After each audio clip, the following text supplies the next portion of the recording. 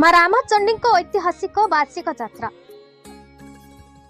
वार्षिक उत्सव में लक्षाधिक भक्तों समावेश। अनुगुल जिला छेंडीपदा ब्लॉक कोसला रे रही मां रामचंडी प्राचीन प्रसिद्ध शक्तिपीठ। यही यात्रा प्रतिवर्ष भाद्रव मास कृष्ण पक्ष द्वितीय दिन मां वार्षिक यात्रा महा आडंबर सहकारे पालित होता है। रामचंडी ट्रस्ट बोर्डर सभापति उदित प्रधान और ग्राम सभापति कृतार्थ देहुरी तत्वावधान उक्त यात्रा आरंभ होइछे। मां को दर्शन करने भक्त मैंने मानसिक नहीं शक्तिपीठ में अध्या पड़े मानसिक पूरण हुए बोली स्थानीय अंचलवासी मध्य विश्वास रही। शक्तिपीठ में शिवंकर प्राधान्य न थाए। शैव पीठ में शिव और शक्ति पाषण देही एकीभूत शरीर, तेबे रामचंडी पीठ शक्तिपीठ हेले मध्य एटी शिव और शक्ति उभय विराजित।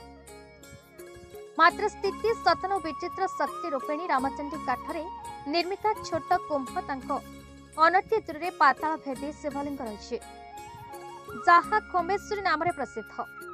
काठरे निर्मित छोट कुंभ डंभर आकृति एवं 16 शिरा विशिष्ट भक्त माने केवल रामचंडी को पूजा उपासना करुछंती। मात्र खोमेश्वरी ही वरदान पूर्वर भक्तर मनस्कामना पूरण करिबे सेहिपरि अन्य एक किंवदंती जनापड़े। त्रेतया युगे राम नागफास बंधन में पड़ी लंकेश्वरी चंडी शरणापन्न हेले। चंडीर उपस क्रमे गरुड़ को शरण करते साप माने पड़ाई। श्रीराम भारत प्रत्यावर्तन बेले लंकेश्वर आसी राम सहित आसी रामचंडी नाम विभिन्न स्थान में प्रकटित हेले। कालक्रमे कोसला से आविर्भूत होते। प्रसिद्ध मां रामचंडी शक्तिपीठ में धूलिया पूजा नाम हिंदू वर्षर प्रथम पर्व आरंभ होता है। पूजा दिन प्रत्युष देहुरी पीठ पूजक पीठ पूजा और बालधूप करती। सकाल 8 रु संध्या पर्यंत भक्त माने मां दर्शन लाभ करथांती। राजकीय परिपाटी रे दियाणी सज्जित होई पीठ को आसीथांती। ढोल निशाण छती तरास सह एक विराट थाली रे देहुरी पूजा भोग निमंत्रण करने को दियाणी घर को जाइथांती। परे छोट खुंभ खोमेश्वरी पूजा दियाणी को फूल चंदन दे पूजा कराए।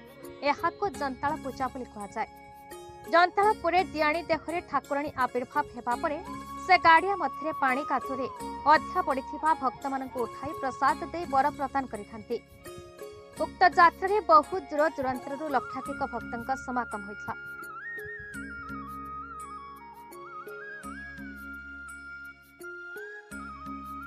अनुगुल जिला छेंडीपदा पुरी गोछातंक रिपोर्ट बीई न्यूज ओडिशा।